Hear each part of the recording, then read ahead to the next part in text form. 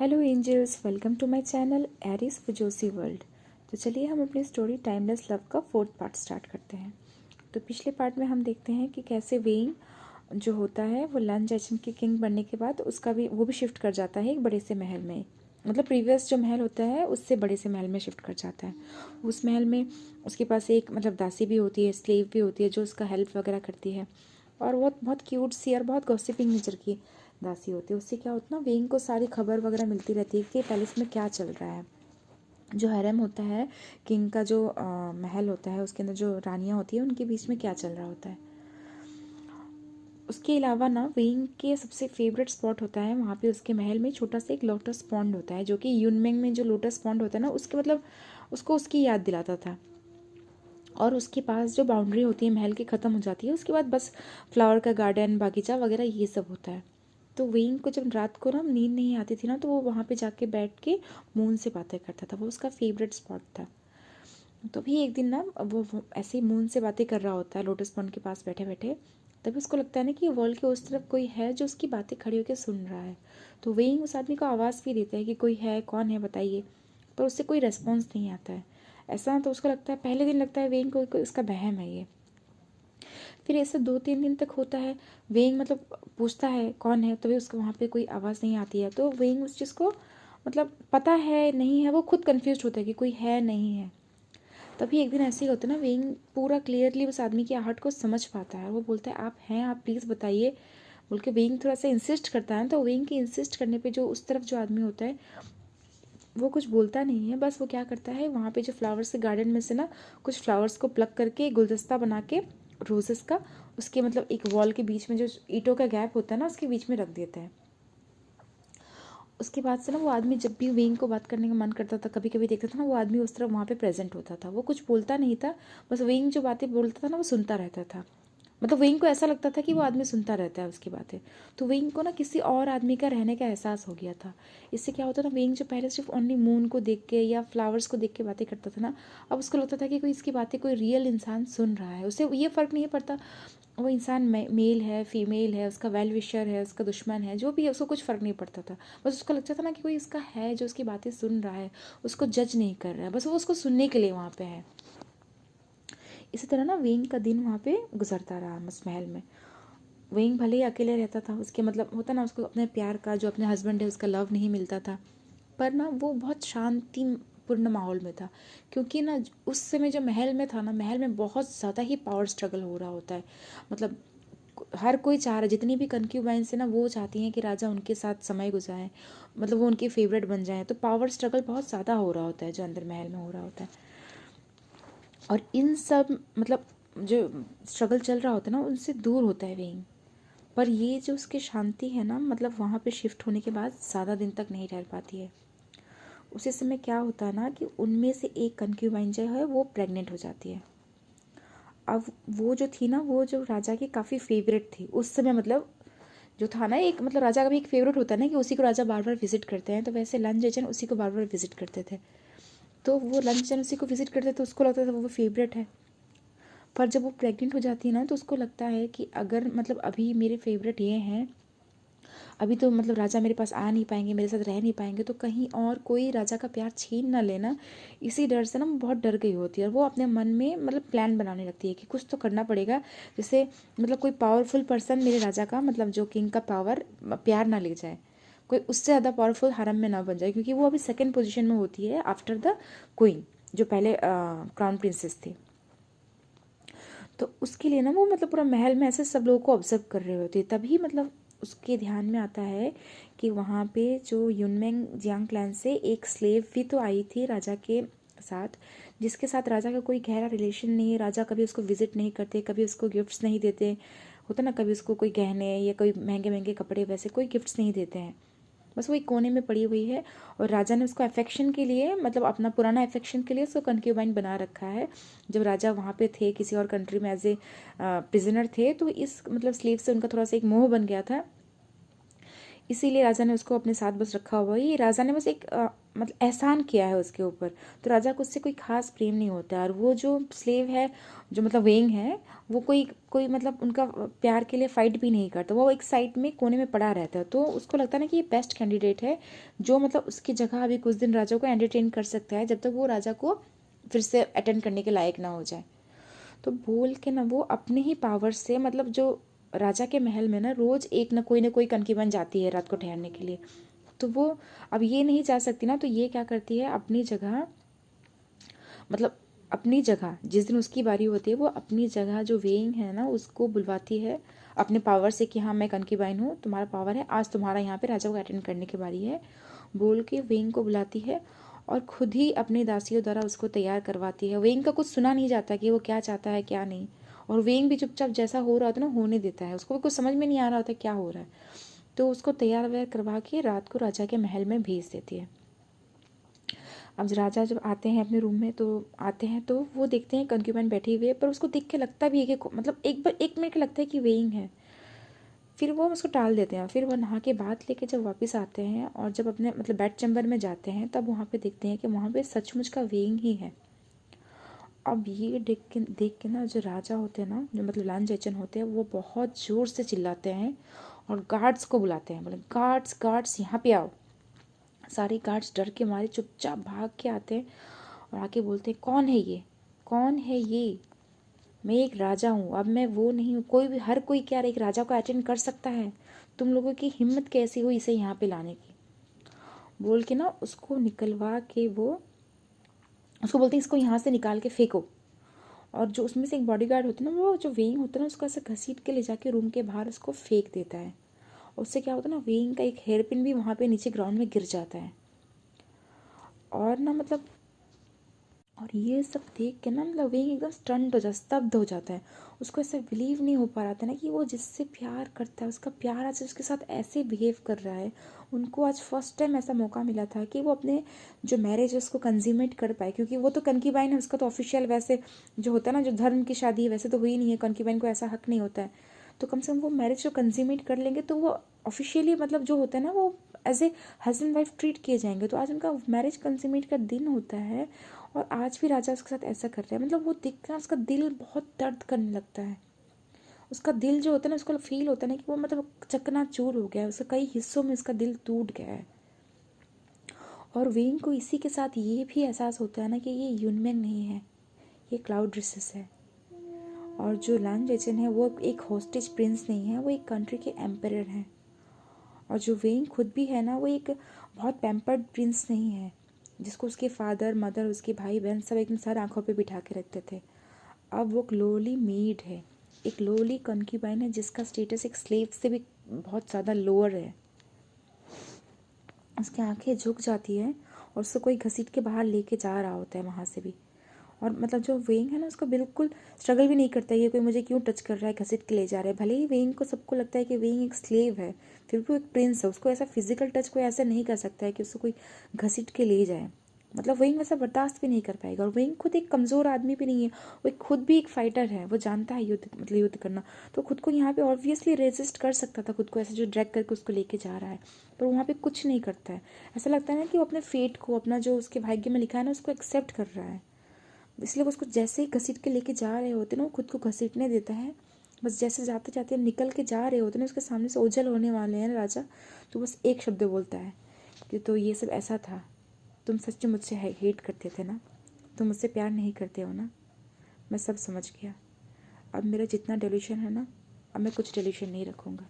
जो मुझे लगता था तुम मुझे प्रोटेक्ट करने के लिए ये सब कर रहे हो, अब तुम मुझे, मेरे अंदर जितनी भी मतलब ये जो भावनाएं है ना, ये सब ख़त्म हो गई है। मुझे पता है कि तुम मुझसे बस सिर्फ हेट करते हो। और उसको उसके बाद वेइंग को बाहर निकल के फेंक दिया जाता है। और बाहर निकल के फेंक दिया जाता है ना, तो मतलब जो लान जैचन है ना, वो कुछ उसको रेसिस्ट कर कुछ बोलते भी नहीं है। वेइंग इसको देख के ना और ज़्यादा मतलब दुख हो जाता है। उसको लगता है कि शायद मतलब उसको मन में 1% भी होता है कि शायद लान जैचन कुछ बोले, पर लान जैचन कुछ बोलते नहीं है। और वेइंग ना इसके मतलब ये सोच के दुखी हो के बस उठ ही रहा होता है कि उठ के वहाँ से चला जाएगा, उसका जितना बेइज्जती होना है हो चुका है। उसके गाल में ना एक ज़ोर से स्लैप पड़ता है, एक ज़ोर से चटाका पड़ता है। और ये मारा होता है लन जेचन की ही एक कंक्यूबाइन ने, और वो इतनी ज़ोर से मारा होता है ना कि वेंग जाके एक और गिरता है और उसके मुंह से पूरा मतलब खून आने लगता है, उसका फेस में पूरा 5 उंगलियों के निशान बैठ गए होते हैं। क्योंकि वेंग जो होता है ना, मतलब इधर आने के बाद, क्लाउड प्रिंसेस में आने के बाद वो काफ़ी वीक हो गया होता है और वो प्रिपेयर भी नहीं होता है कि ऐसा कोई स्लैप के लिए, तो वो जो स्लैप पड़ता है ना वो खुद को रोक नहीं पाता, वो नीचे गिरता है और उसके पूरा मुंह से खून आने लगता है। उसके बाद ना वेंग कुछ बोलता नहीं है, उसके बाद उसको वहाँ से घसीट के लिए जाया करता है, और वेइंग जो बिल्कुल अपने आप को आराम से घसीटने देता है, उसी घसीटने में उसको चोट लगती है, उसके हाथ पैर छिल रहे होते हैं, वो कुछ चीज़ ध्यान नहीं देता है क्योंकि उसको ये पेन फील ही नहीं हो रहा था। उसका दिल में जितना बड़ा दर्द हो रहा था ना, उस दर्द से बड़ा कोई दर्द अभी उसको फील नहीं हो रहा होता है। और मन में बस सोच रहा होता कि इसका मतलब है कि मुझसे हेट करते हैं। मैं सब सोच ही रहा था कि वो मुझे प्रोटेक्ट करने के लिए ऐसा कर रहे हैं, वैसा अब कुछ नहीं कर रहे क्योंकि अब तो वो सेटल हो गए हैं, अब कैसा प्रोटेक्शन। उसका मतलब है कि वो सिर्फ हेट है, हेट। वेंग के दिमाग में बस हेट हेट हेट यही वर्ड घूम रहा होता है।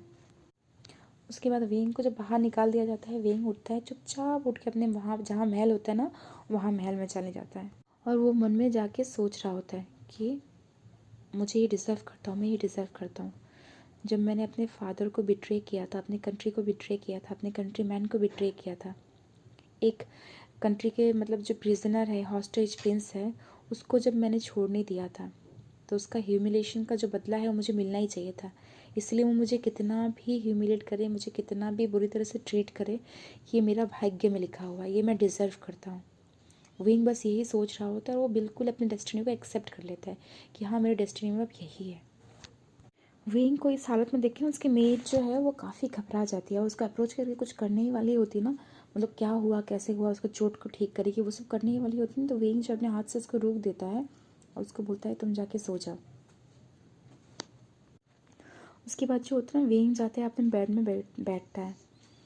बैठने के बाद ना थोड़ा सा बैठा ही होता है ना, उसके अंदर बहुत चक्कर से उसको आने लगता है, उसको लगता है मतलब अजीब सा उसको फील हो रहा है और गले में भी अजीब सा फील होता है। और वो वेइंग तुरंत ही ऐसा फील कर ही रहा होता है ना, तुरंत ही उसके मुंह से फ्रेश खून निकल के वो वहाँ पे उल्टी कर देता है। उल्टी करने के बाद उसका लगता है उसके बॉडी से सारी एनर्जी ड्रेन हो गई है, पर उसको नींद नहीं आ रही थी, उसको बेड में जाने का मन नहीं करता है। तो वो फिर बेड से उठता है और अपने बॉडी को, अपने बिखरे टूटे हुए बॉडी को ना किसी तरह घसीटते घसीटते लेके जाता है, जाके वहाँ पे जहाँ पे उसका स्पॉट होता है ना, लोटस पॉन्ड के पास, वहाँ बैठ जाता है और वॉल की तरफ देख के बातें करने लगता है, कुछ बोलने लगता है। उसको ये भी पता नहीं कि उस तरफ है कोई, है नहीं है, उससे मतलब कुछ फ़र्क नहीं पड़ता है उसको, मतलब ऐसा अज्यूम कर रहा होता है कि हाँ कोई है वहाँ पे, कोई नहीं भी होगा ना तभी भी वेइंग उस बात को बोल रहा होता है। वो बोलता है पता है मुझसे ना लांदागा हेट करते हैं, मुझे पता नहीं था, मैंने कभी ज़िंदगी में सोचा नहीं था कि वो मुझे हेट करेंगे। तो क्या उनका प्यार, उनके जो मेरे प्रति जो सॉफ्ट फीलिंग्स थी, क्या वो सब झूठ थी? क्या उन्होंने मुझे यूज़ किया? क्या मुझे उन्होंने यूज़ किया ताकि वो वहाँ से यूनमिंग से छूट पाए? उन्होंने मुझे यूज़ ही किया होगा, है ना? बोल के ना इतना ही बोलता है, उसको तो वो फूट फूट के वहाँ पे रोने लगा। वो इतना रो रहा था ना, इतना रो रहा होता है ना, रोते रोते मतलब ऐसा लग रहा था ना, मतलब ऐसा लग रहा होता है वहाँ की पूरी प्रकृति इसके साथ रो रही है, उसके रोने का मतलब आवाज़ सुन के। रो लेता है ना तो लास्ट में और एक लाइन बोलता है कि पर मुझे पता है उसका हेट मेरे लिए बिल्कुल रीज़नेबल है ना? ये बोला ही होता ना तभी मतलब उस तरफ से ऐसा लगता ना कि मतलब किसी का बहुत ज़ोर से शाई का आवाज़ आया है और उसके पास एक फिर से एक फ्लावर का गुलदस्ता रख दिया गया होता है। वेइंग उसको लेता है और उसको थैंक्स बोलता है। इस बार रोजेस नहीं थे, इस बार उसके पास सनफ्लावर्स थे। और सनफ्लावर्स को देख के याद आ जाता है ना कि मतलब सनफ्लावर्स उसके फेवरेट फ्लावर्स हैं। उससे ये भी आता है ना कि कैसे लन चेचन उसको हमेशा सनफ्लावर देखते थे। वो बोलते थे ना कि जो वेइंग है उसका स्माइल, उसका फेस बिल्कुल सनफ्लावर की तरह है, मतलब सनशाइन से भरा पड़ा। किसी को देख के ना उसके अंधेरी ज़िंदगी में एक वार्मथ का फीलिंग आता है और वेइंग को वो सारी मेमोरीज याद आने लगती है। उसको लगता है ना कि जो भी मैंने सोचा था, जो भी सपने सजाए थे ना, वो सब मेरे विशफुल थिंकिंग थी, वो रियली में ऐसा कुछ है ही नहीं, वो बस मेरी एक सोच थी। मैंने खुद ही अपने मन में एक डेल्यूशन, एक सपना बुन रखा था। वो याद करके ना फिर से रोने लगता है वही। और इस बार मतलब लगता है ना, जो सामने ऑपोजिट में वॉल में जो पर्सन ना, मतलब उससे सहा नहीं जाता है, वो अपना हाथ घुसा के मतलब इस तरफ से वेइंग को मतलब ऐसे ढूंढने लगता है हाथ से, कि मतलब उसको कुछ होता है ना, एक है कोई पर्सन बोल के अपने बॉडी का एक वार्मथ दे पाए, उसको सहारा दे पाए बोल के। और वेइंग उसको देख लेता है और उसके हाथों को पकड़ के उसको हाथ को अपने चेहरे से लगा के बहुत रोता है। मतलब उसको ऐसा फील हो रहा था ना कि कोई इसको डूबते का सहारा नहीं मिल जाता, वैसा मिलता है। और वेइंग मतलब उसको पकड़ के बहुत रोता है, बहुत समय तक रोता है। तो काफ़ी समय तक रो लेता है ना, तो मतलब वो जो आदमी है वो अपना हाथ हटा लेता है। वो एक आदमी का हाथ होता है, और जब हाथ हटा लेता है ना, तो उसको उसके हाथ में एक अंगूठी, छोटी सी अंगूठी आ जाती है। जब वो हाथ खींच रहा होता है वेइंग ने, तो उसको बहुत ज़ोर से क्लच किया होता है ना, तो हाथ में एक अंगूठी आके उसके हाथ में, मतलब जब हाथ हटा लेता है दूसरा पर्सन, तो वेइंग के हाथ में एक अंगूठी रह जाती है। और जो वेइंग को रियलाइज़ होता है ना कि उसके हाथ में उस आदमी की अंगूठी रह गई है, जो अंगूठी वेइंग ने ज़बरदस्ती मतलब हाथ पकड़ा हुआ था उसके वजह से मतलब खींच गया है, तो मतलब उसको थोड़ा सा अपोलोजाइज फील होता है, उसको मतलब सॉरी फील होता है कि अरे उसका आदमी का सामान रह गया मेरे पास।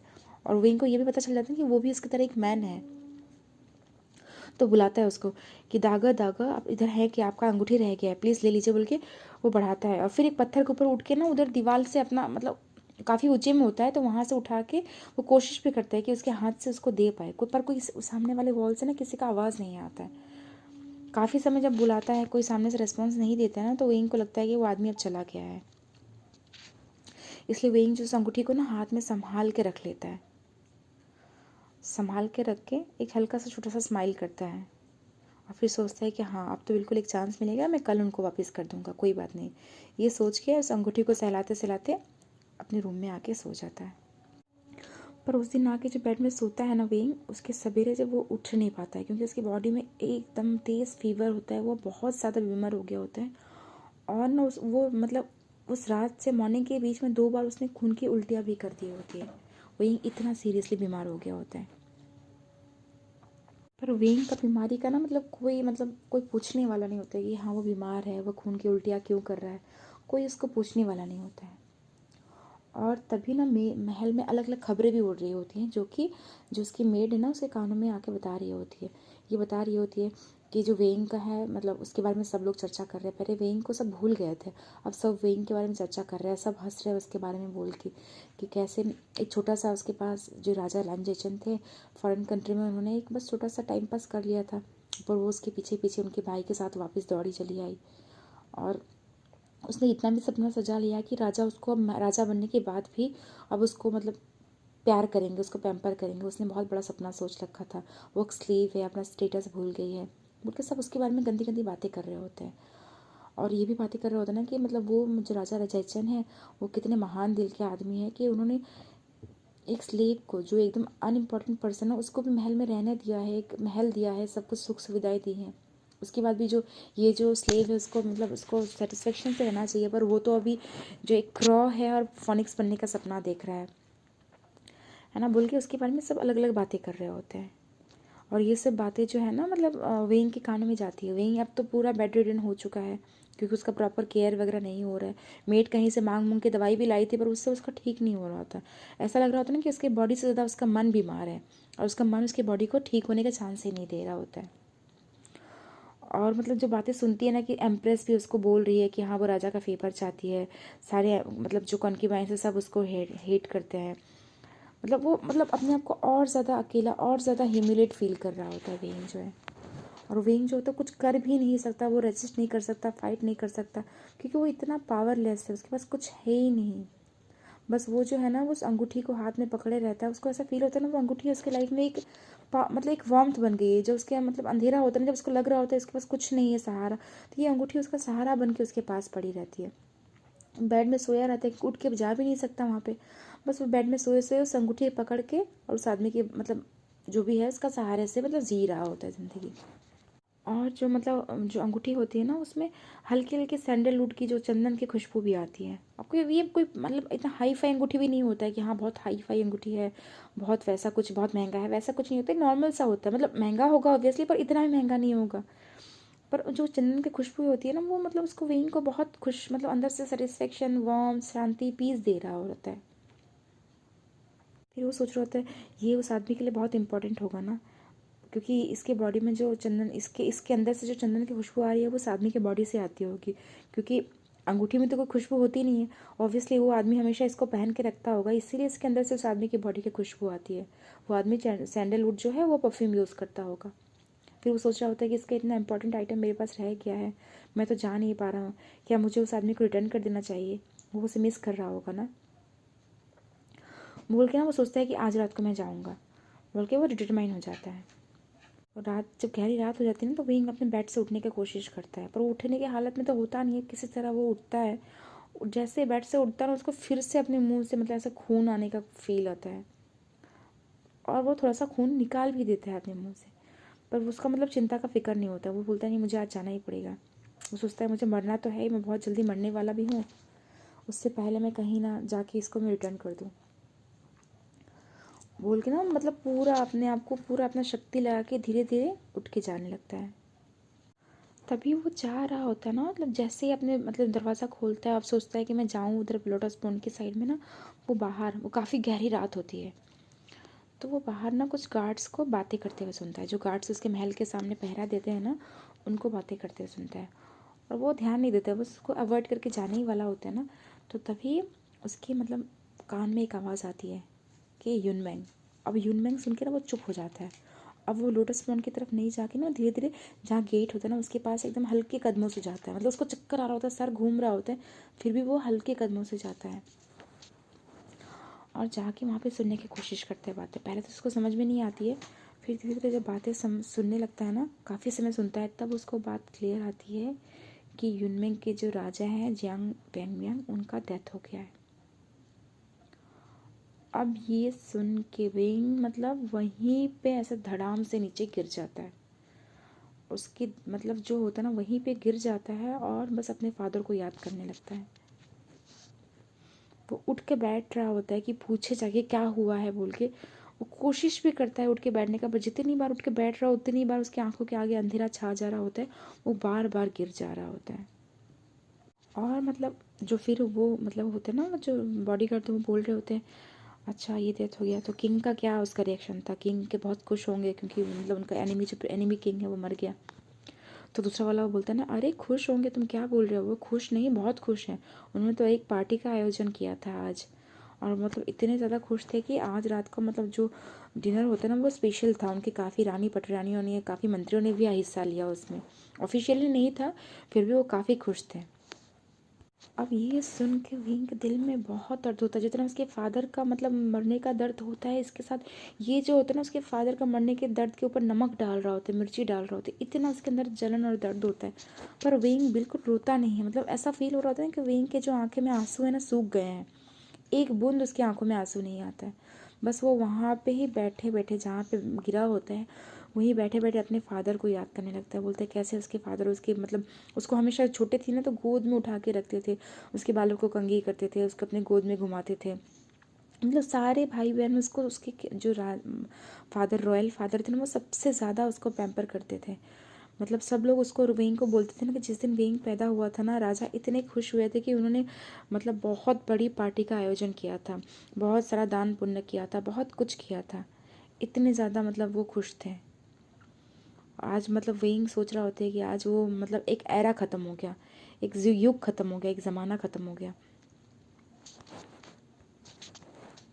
और फिर वो अपने आप को ब्लेम करने लगता है, बोलते मेरे सब से ही हुआ होगा ना, ये सब मेरी वजह ही है, मेरी वजह से ही हुआ, मैंने अपने फादर को अबैंडन किया, उनके पूरे दुनिया के सामने उनके लिए शेम लेके आया, सब कुछ मैंने ही किया है, मेरी वजह से ही हुआ है, मेरे फादर के साथ ये क्यों हो गया, मुझे मरना चाहिए था, भगवान ने मेरे फादर को क्यों छीन लिया, मैं क्यों जी रहा हूँ, भगवान मेरी सांसें मुझे अब तक क्यों रखी है, क्या मेरा जो पश्चाताप है अभी ख़त्म नहीं हुआ है क्या, मुझे और झेलना होगा, हाँ मुझे और झेलना होगा ना, जब मैं अपने सारे पश्चाताप कर लूँगा तब मुझे भगवान उठा लेंगे।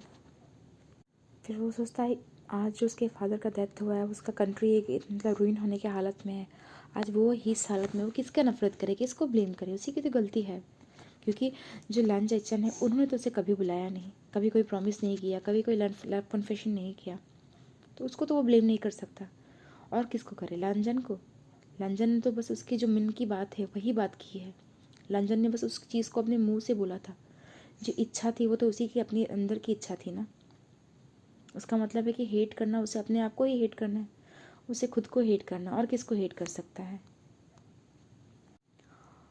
और मतलब ये सोच के ब्लेम करते करते वेइंग जो होता है वहाँ पे बहुत ज़ोर से खून की उल्टी करता है, और एक उसके मुंह से चीख निकल जाती है, और वहीं पे वो बेहोश, मतलब उसके आंखों के आगे अंधेरा छा जाता है। अब जैसे ही उसकी चीख का आवाज़ सुनता है ना, मतलब सामने गार्ड को भी महसूस होता है कि कुछ तो है, बोल के वो दरवाज़ा खोल के अंदर देखते हैं। उसी मोमेंट में देख रहे होते हैं ना, वेइंग जो है वहाँ लेटे लेटे नीचे मिट्टी में गिर रहा होता है, और कोई आके मतलब उसको उठाने का कोशिश करता है। वो वेइंग को वो समझ में नहीं आता क्या हो रहा है क्या नहीं, उसके आंखों के आगे पूरी अंधेरा छा जाता है। बस उसको कुछ कदमों की आहट सुनाई देती है, और कुछ कुछ सुनाई देता है, उसको समझ में नहीं आता क्या बात है। पर जो भी है उसके सामने ना वर्ल्ड अंधेरा हो गया होता है, उसका वर्ल्ड उसको फील होता है कि वहीं पे ख़त्म हो गया है, और वेइंग बस सोच रहा होता है कि बस शायद मेरे दुखों का भी ये अंत है। चलो दोस्तों, आज का पार्ट यहीं पे ख़त्म करते हैं। आप लोग बताना ये पार्ट कैसा लगा, है ना। चलो, और मेरे चैनल को सब्सक्राइब कर देना यार, ठीक है। आप लोग को अच्छा लग रहा है अगर मेरा ये स्टोरी, तो आप लोग ये चैनल को सब्सक्राइब कर देना। Bye bye, thank you.